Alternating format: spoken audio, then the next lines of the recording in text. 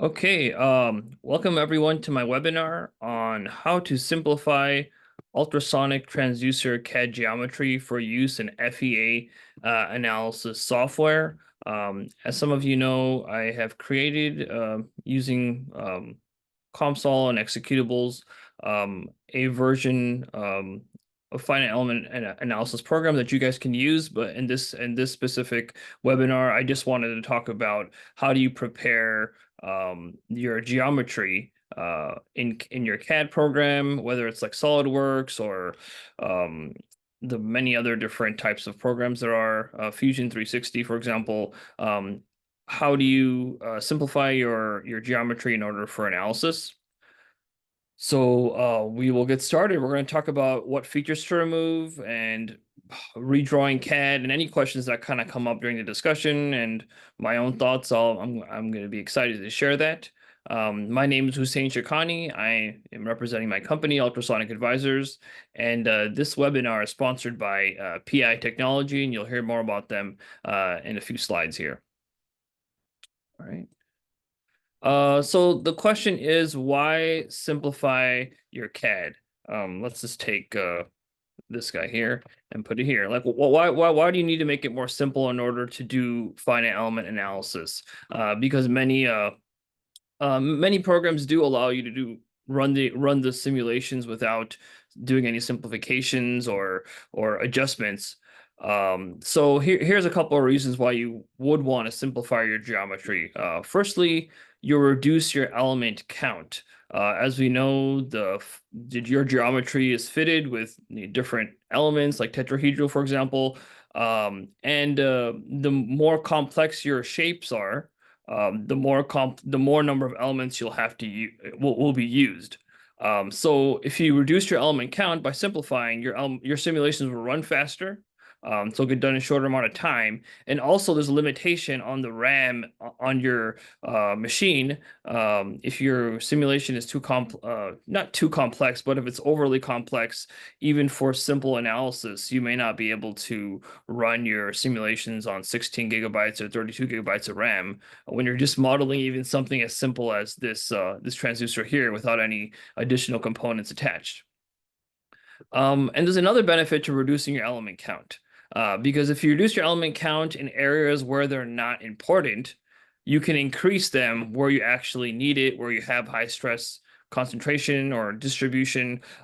You'll be able to increase your element density where you need it versus having both like extraneous features, having a lot of elements, and then also you're trying to improve the convergence of your mesh. There's going to be issues if you leave some of the original features potentially. And so also adding more complexity doesn't make your simulations more accurate. So having features can actually reduce accuracy by extraneous dynamics that are added, which many times in real life they'll be damped due to the flex or the damping of those types of vibrations. However, in simulation they'll appear very strong, and the results can be very confusing. So if you actually make your transducer more complicated or your simulation more complicated, you may actually reduce accuracy by creating new phenomenon and by trying to represent things that have not been properly or deeply characterized, I would say. The other nice thing here is that after eliminating unnecessary features, the simulations are much easier to analyze. And for example, the best one that I like, for example, in this geometry here, you're going to get, if you simulate this as is, you're going to get a lot of modes regarding this electrode tab resonating. And that's really, you may want to analyze that, but definitely not at first. So this will create a lot of resonances, and it'll cloud your impedance response, and it might also kind of make your eigenfrequency analysis really hard to understand and interpret and analyze because there's so many different types of modes. So eliminating those features are going to make your results more easy to analyze, which will help you iterate more quickly and to get to your prototype. Because once you have a decent idea for your design. You basically you know what you're looking at. Then you want to fabricate it because that's where you encounter new problems, which can be you can use FEA um, to analyze problems that you only discover in experiments, but you really need to prototype and not to hang out too long in finite element or simulations before fabricating your transducer and testing it for real. Um, the simulation process is also nice. Oh, sorry, the simplification process is also nice because it ensures that the geometry is appropriately represented with no defects. Because sometimes there are like different parts of your geometry are not properly mated. Like there's like a 0.1 millimeter gap between something where you wouldn't see it on this diagram, but it'll happen in practice, and then you'll be wondering why your simulation results are off. Um, that's going to be a problem. But when you do simplification, it requires you to go through your transducer with kind of a fine-tooth comb to see what geometries, what surfaces do I need or not need, what features can I eliminate. I didn't talk about fixturing in this presentation, but sorry, it's just a kind of note to self just to talk about fixtures and holding your transducer and how that could be represented or not. Also, another thing about simplification is we often end up with an easy ability to generate a cross-sectional simulation. Those are also much easier to analyze than and obviously they run faster and they're less complex and they eliminate unnecessary features. When you make a cross section, either if it's a 2D axisymmetric or if it's just simply splitting a model in a quarter piece, which I'll be showing soon, and putting a symmetry or roller boundaries, that just makes the analysis so much better. So the sponsor for this webinar is PI Technology or PI Ceramic. They provide many types of PZT formulations, including multi-layer. Their manufacturing operation is based out of Germany. They're a long time, really famous and well-known player in the piezo ceramic supply. And one of the reasons that I recommend them is because they have a huge dedication to quality and a really good ability to communicate with their clients and their customers.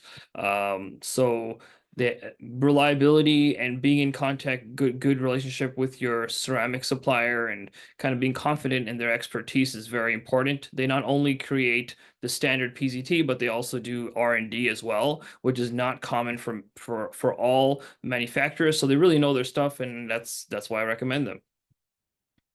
And you can there's different links in this YouTube video that will be coming out, or the emails that you'll get from the webinar, that you'll be able to find out more about them and click their links, because I guess it shows up for them so they know that there's engagement here. So that's perfect.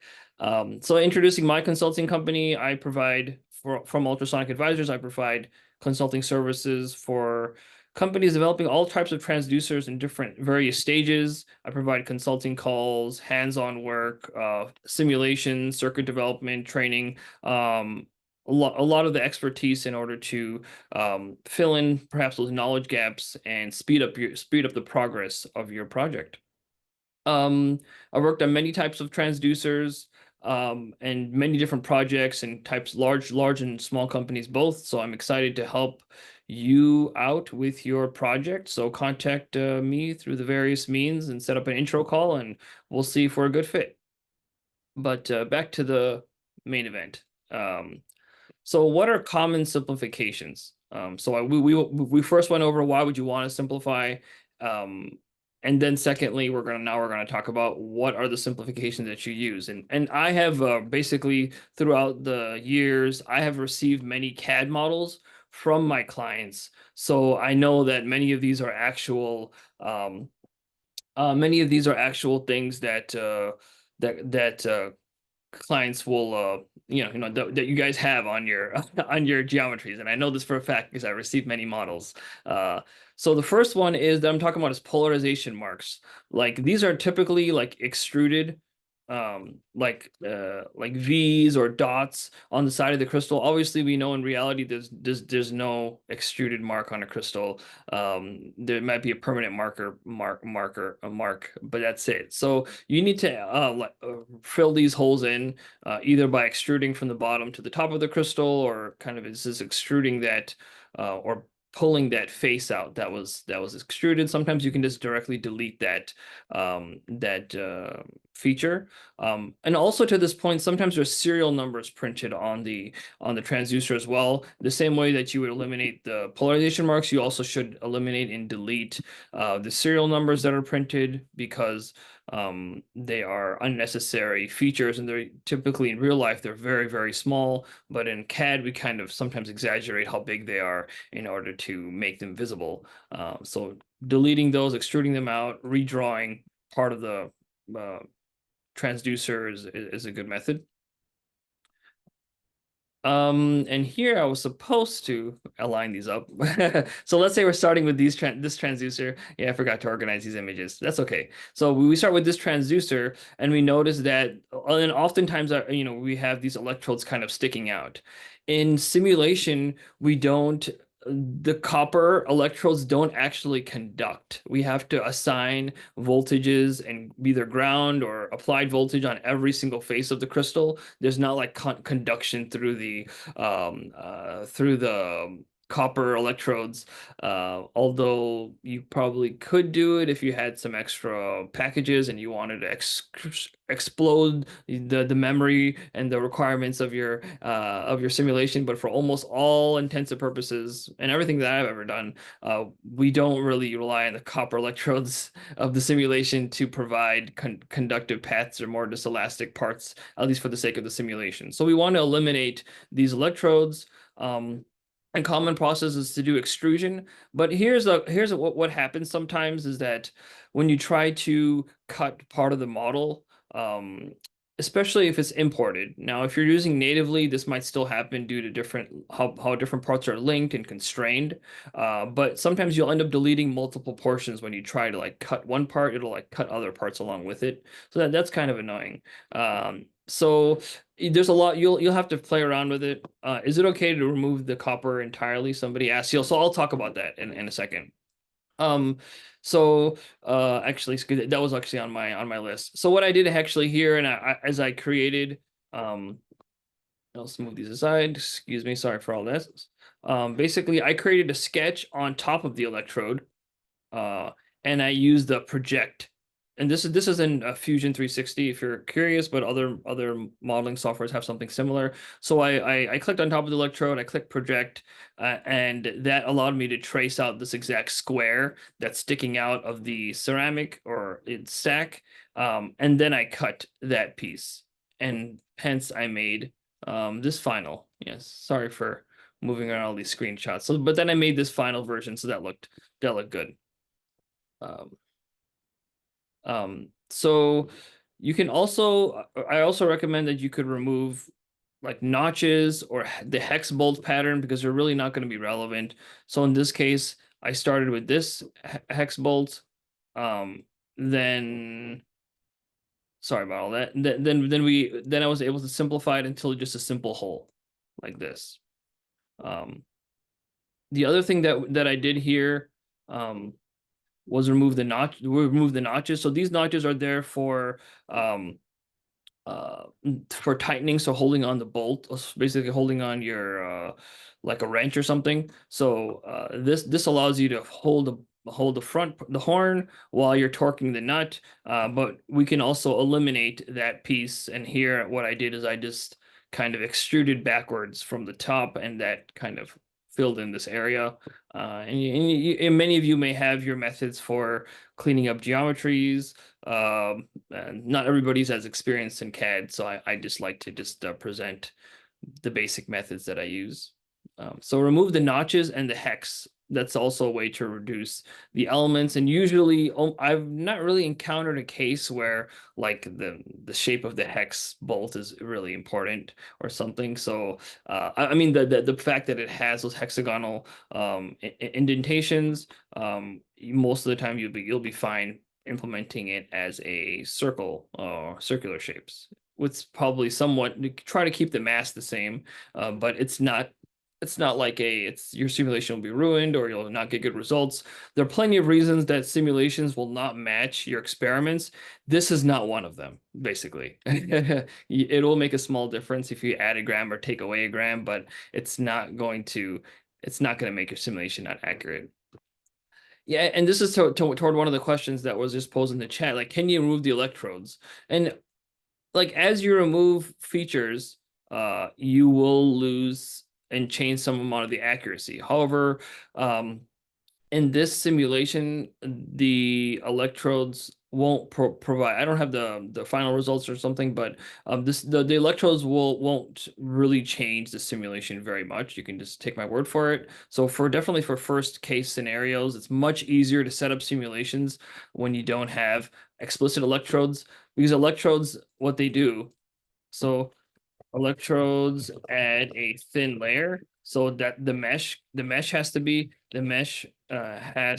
considerable, usually there. So that increases the mesh size. And also you have to double, assign electrical boundary conditions on both sides of the electrode.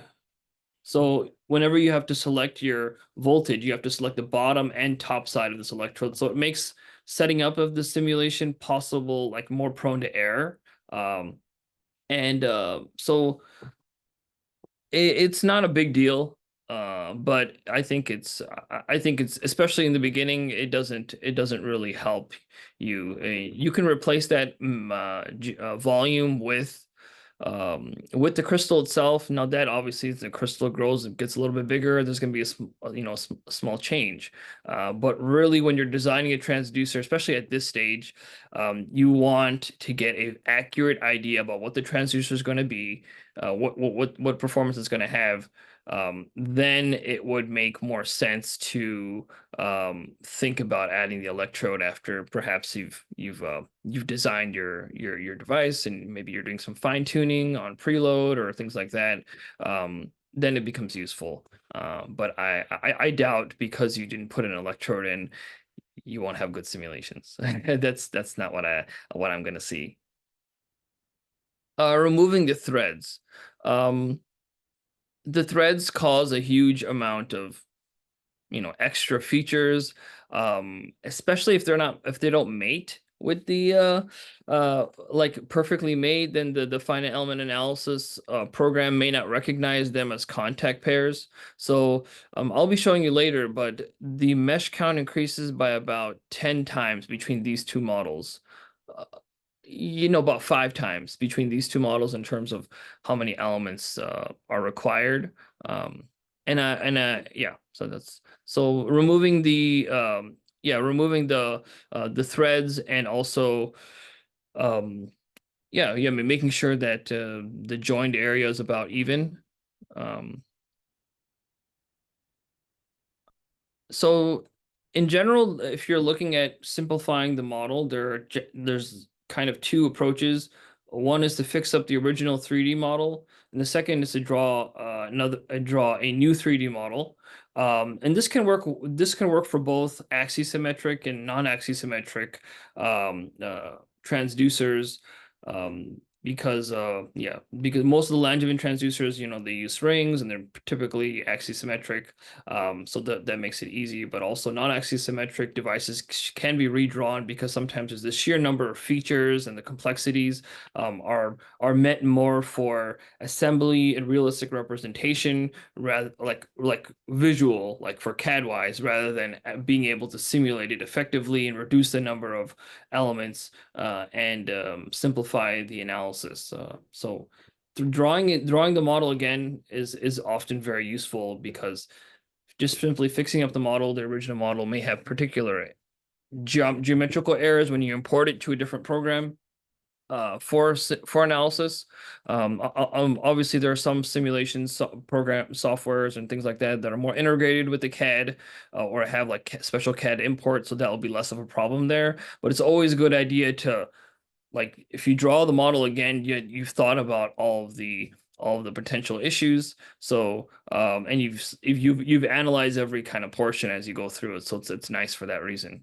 So I recommend doing that, and it's usually because when I receive models, they're usually step models, and then they don't always work well if you and when I'm trying to edit them by opening it up in a new program. So drawing them again is always a good idea. And there's kind of some interesting methods to that, and I'll just describe that verbally right now. If you have a CAD model and you want to redraw it based on a cross section, what you can do is you take the model, you create a drawing, a one-to-one drawing. And then you export that DXF from that drawing, and then you import it back in as a sketch, and you delete all the sketch kind of element, the title block and everything. And now you have like a one-to-one ratio of your cross section, and then you can kind of clean it up from there, and then revolve each one of these components if you want to do a 3D simulation, but you're also ready to do a 2D simulation once you have half of the cross section. And there goes my phone, which I didn't turn off today. Hold on a second. Yep. All right, I'm back. Okay, sorry about that. So the pros for fixing up the 3D model, it can be faster, assuming there's no other annoying issues when doing extrude cutting. And this is, based off my own experience and stuff where sometimes components are linked. So cutting one component kind of cuts another one in an unintended way or deletes it in practice. So, but if there are no annoying issues, then this can be very fast. But if there are kind of I'm calling them annoying issues. I don't know if that's very technical or not straightforward, or issues to solve due to the how the CAD's represented internally in the program. If there may be issues that can be kind of frustrating to deal with if you're just trying to fix up the original model. And the FEA program might have an issue with the way the CAD is set up. So when it's exported, it's changed in its format. It's imported to the FEA analysis program. So there may be problems, but typically not if you actually have it represented. So drawing a new model, which is I guess my preferred way of doing it. The pros are you're pretty confident that CAD works well with FEA software. The other really nice thing is that you can start with your 2D axisymmetric model and then go into either full 3D or 3D symmetry cases. And it's easy to change the dimensions by changing the sketch because you already have the sketch, everything's already laid out. But the con is that it takes time to redraw the 3D model, because typically the 3D CAD models are you assemble 3D like geometry. You assemble the electrode, you assemble the crystals and the horn. You don't start from a cross section typically when you're doing this. So you'll kind of have to take a step back and get a cross section and clean it up, which is a great thing to do. But it takes more time, and honestly, if you're going to be spending time in simulations, you might as well redraw it and have kind of a clean model to work with. Yeah, that's what I recommend. But it's also I also do in my own experience, I also do the 3D. But typically what happens is I go and I try to fix up the 3D model. There's like an issue that I can't get rid of. Then I retry it. Or it's just like much more simple by the time I like cut everything up and make sure everything's the right size. And now I want to change the geometry, and it's just easier to start from a 2D cross section like this. I can change things easily here and re-import back.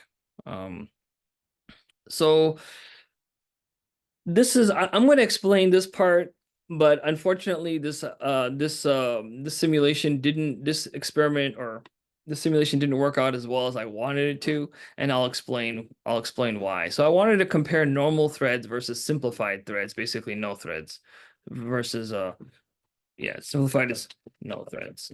Uh, so yeah, this is good, right? Like, hey, let's do an experiment to compare these two. So first I did a mesh. So the normal threads are 24K elements. The simplified threads, or no threads basically, are 7,000. So there's already like 4 times more elements here. No, a little more than three, and that's my multiplication there. So a little more than three times the elements, and that could, and if you have a larger model or if you have a full 3D model, that could really cost, that could make your model non-solvable at that point. Um, so what happened here, and I was expecting this to happen. Well, actually, not really. I was expecting there to be some contact between the threads for the normal threads, but there wasn't. So the type of meshing I had enabled doesn't make contacts like by close surfaces. It doesn't assume they're in contact. It'll only surfaces that are actually in contact are working. So I have to kind of redo this part. But the frequency was 37 kilohertz. And let's say like you didn't really know that much about finite element analysis and you didn't take your geometry. It's always a good idea to take your geometry and look if the displacements are continuous across the boundaries. The displacement shouldn't change colors like from dark purple to light green. Like the standard colors for displacement, as we all know, and then we were taught at a young age. The displacement goes from light to purple, and it transitions through green as we're told. So basically, this ended up being 36 kilohertz and 36.5. This simulation is inaccurate. And then this one was 37 kilohertz, which had everything bonded together. So there's a difference in frequency. We can tell like we're not way off, but like if you really notice that the bolt is not engaged actually at all with the front mass. So you can also do some stress analysis. So as you see here, there's obviously like no stress in the bolt, and this is if you make a mistake like this, it could mess up some part of your analysis, but likely you won't be completely off. So you won't have to redo everything, but there'll be some. And I wanted to do this aspect of, so in COMSOL and in most other programs, there's a choice between having the mesh be continuous across interfaces, like the mesh on one side of a component is going to mesh the other component on the other side. But there's also contact pairs where the mesh doesn't exactly match, but they're kind of bonded through equations and have some type of finite, very high stiffness between that contact, so they're practically bonded. So when I did this in COMSOL right now for this specific model, unfortunately, it didn't, and I'll just talk about it verbally, it didn't create a pair between that threaded face of the bolt and the threaded face of the horn. I think it's potentially because I did not do a 360 revolve. I have to look into this more. Usually I'm always doing simplified threads. I don't actually model the threads as I'm describing them right now, like an actual explicitly threads. So I'm going to look into this and I'll report back just to show how it's done and do a legitimate comparison, because sometimes you're just like, I just want to run the simulation. So, okay, if there's threads, that's fine. Just make sure that they have some type of bonding in between the surfaces. I don't care about the elements. But in this case, it actually didn't run. So that's the danger of like kind of leaving it to chance. Because all these pairs are automatically generated. Oftentimes when I have done like an assembly, if you see interfaces like this, like surfaces that are close together, they get bonded by accident when they're not supposed to be bonded. Sometimes if your crystals are really close to your bolt, programs like ANSYS, I've used ANSYS, and they'll bond the crystal, center of the crystals to the bolt, because people just want to do the simulations and not think, like not check, like why is the stress continuous or displacement continuous between the bolt and the crystal? What's going on there? Well, what's going on is that you used a bonded mesh type, bonded components, and you didn't check the contact pairs. And in COMSOL, they call it identity pair. I have it on the other screen, but in ANSYS, they call it something different. So in SolidWorks, probably also some of my clients use SolidWorks simulation, so that also you have to look out for things that you have to go through the bonded pairs. Like, okay, there's usually a list somewhere, and you go through each one, you see which two surfaces are connected, and you delete the one between your bolts and your crystals. And you'll have to do this So that's like, well, you save time by not just taking out the bolt, but like you lost time because now you have to use bonded mesh. You have to go through every like contact pair. And if surfaces are not joined, you could have like 30, 40 contact pairs this in that bolt or something, right? I don't know. Usually it's like two faces, but it could end up being more if so you have to analyze that. However, if you do everything is simplified and everything that should be in contact is actually touching, um, um, then you will not have that problem, and you will be having an easier time getting more relevant simulations. Um, so with that, I think we are going to have some questions, and I will stop this recording here.